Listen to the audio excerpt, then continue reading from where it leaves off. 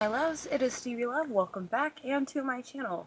So today we're going to be doing the tattoos and piercings tag together, not just the tattoos tag or the piercings. We're doing it together for the first one, and then the rest are probably just going to be tattoo tags, just because I don't plan on getting any more piercings. And just a quick disclaimer before I get into it. One, I like to call this a lookbook, like a body lookbook. And two, always get your piercings and tattoos done professionally. Now, my tattoos are very professionally done, but my piercings are not.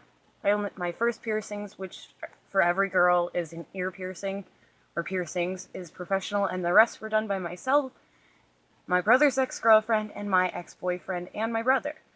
So, it's like your taxes. Have someone else do your taxes that has trained and is skilled in doing it instead of yourself, so if anything bad happens, someone is always able to be held accountable, not yourself. Fortunately for me, I've never had any infections. I mean, anything.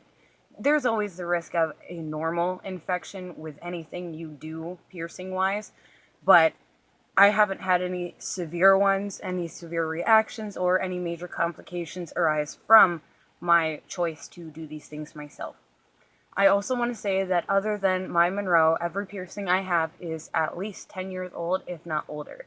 I was 14 when most of these occurred, 14, 15, and the one thing I will say is my mom was not okay with these. I had to hide a lot of them for a long time, and eventually it got to a point where she just kind of accepted it, but I'm very fortunate to have parents that let me express myself and have let me express myself for so long.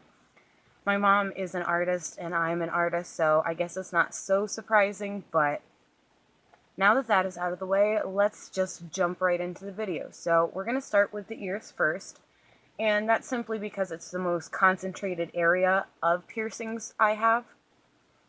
And,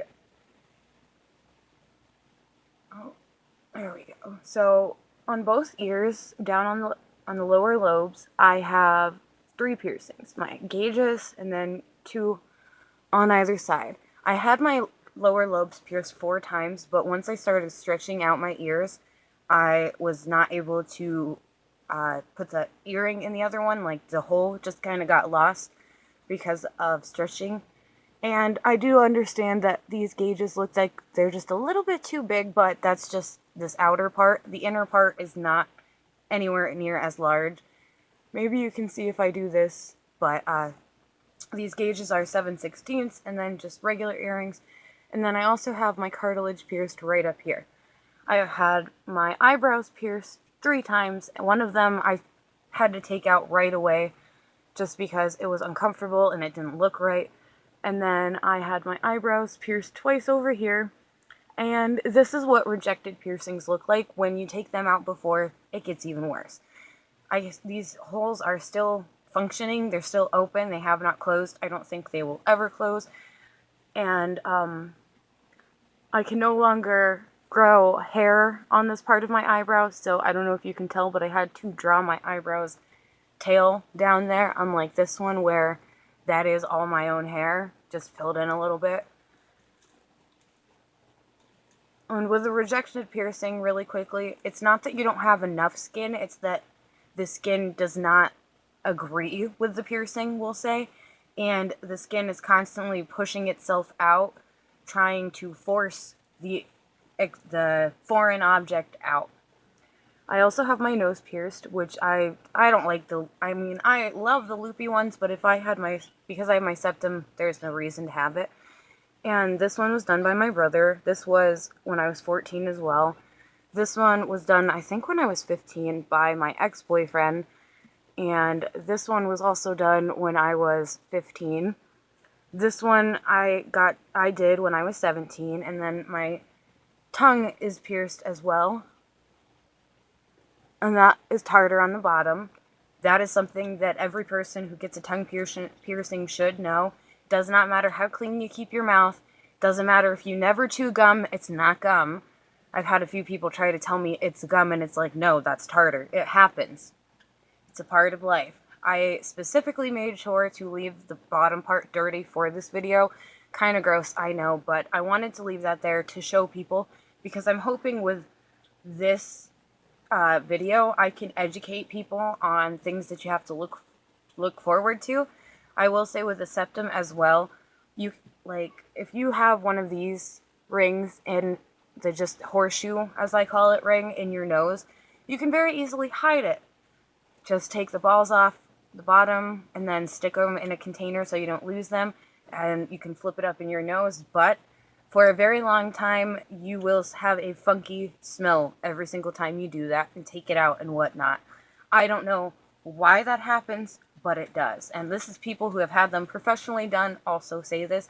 Maybe you're lucky and you won't have this problem, same with the tartar, but it happens. I mean, I do produce quite a bit of tartar, even though I brush my teeth 2 to 3 times a day, every single day, but it's still there. The only thing I've noticed that helps is to once a week treat it, like if you're gonna whiten your teeth, you don't even have to whiten your teeth, but just mix a little bit of baking soda with lemon juice and just kind of let it sit there, and it will break that off right away. You don't have to do it in your mouth either, you can just soak the ball in it, and that will help significantly. And then the last piercing I have is my belly ring. There's nothing further down, and like I said, it's my face mainly with one exception. And I am a mother, keep that in mind. I have stretch marks, I have skin that got really, my stomach protruded, and my stomach was never as huge as a lot of people's can be. I mean, I'm a very small person. I still wear junior section clothes, like I still wear the same size that I did when I was 14, and I've had a baby. But this is what happens when you're pregnant and you have a belly ring. The skin gets really stretched out, and sometimes it stretches so thin that it doesn't quite look normal, which mine does not look the most normal, but it's still open, and why not wear it? Eva? Eva? Can you say hi? Oh, Eva. Alright, and now we are on to the last 2 things for this video, which are my 2 tattoos. I'm just going to go in order from the first to the second. These are all I have for now. I will be updating this video or making a new video when I have a few more tattoos, but that'll probably be a little while. But on to the last 2. I'm going to really quickly throw up my hair just so it's not in the way, and then we will get into it. Alrighty, now on to my first piercing, or tattoo, which is on my neck.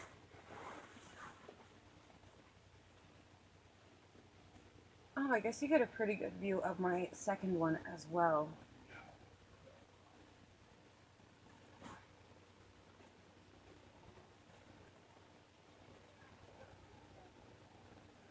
Alright, so this one was done first when I was 16, and then this one was done for my 23rd birthday.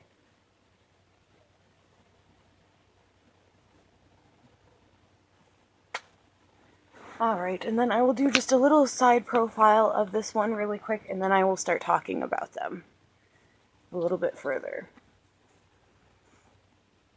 This one extends pretty far. I plan on getting another branch of a different kind on my other shoulder, but for now, that's what I have. So the one on my neck was done when I was 16. It is a Mandarin or traditional Chinese character. I'm pretty sure that it's pronounced Hanzi.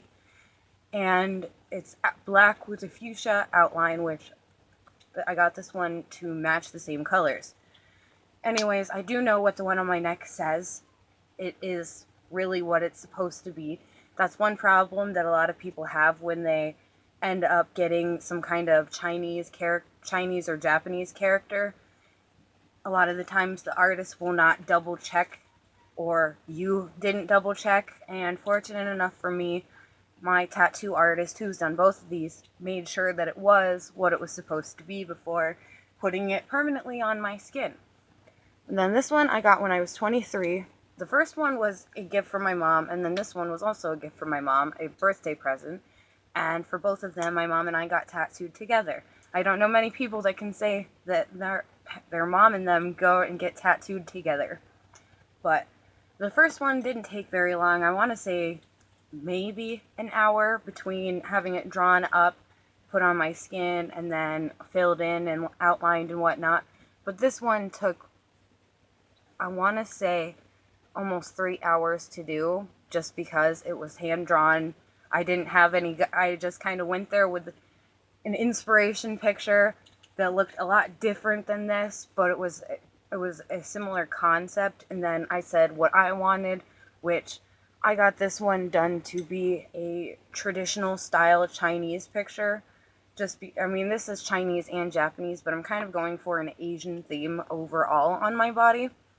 No, I'm not a weeboo. I do not just admire anime and manga.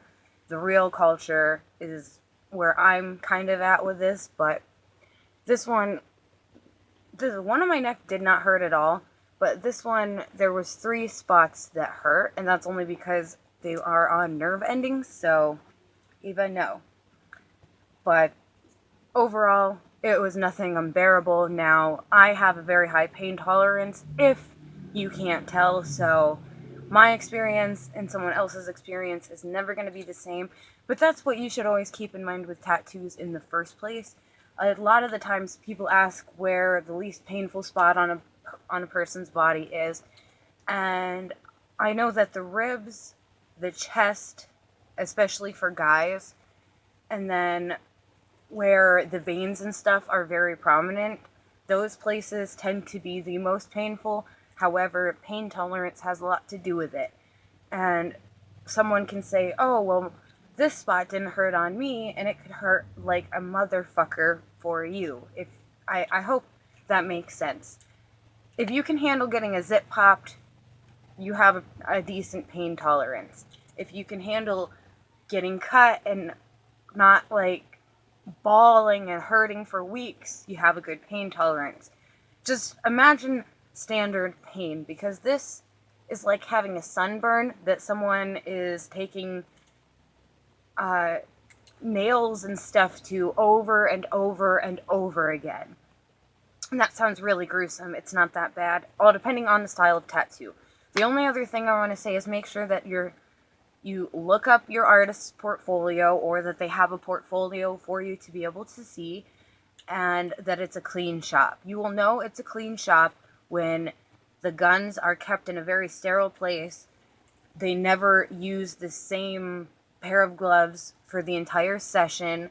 They're constantly wiping you off, and in between the color changes for the needles, that they clean the needle, or they clean the machine, and that they get a different needle every single time. The needles will be individually wrapped and whatnot. And I think that's really all I have to say. Unfortunately, I wasn't able to do this video yesterday, which was Friday, and my son is kind of arguing with his father right now, so I'm going to end this video and go be the mediator, like always. If you like this video, give it a thumbs up. If you don't like it, give it a thumbs down. Let me know why in the comments down below. If you have any comments, questions, anything at all, let me know down below, and I will respond to anyone at any time whenever I have the time. I will be going shopping later, so I might not be able to get to them right away, but as soon as I see them, I will respond to them. If you want to subscribe, hit that subscribe button. I'd really appreciate it. If you are subscribed, hit the bell notification so you never miss when I upload. And if you want to follow me on social media, all links are down below. I will see you loves next time. Have a fantastic week, and look for Friday's weekly video, number 2. Peace out.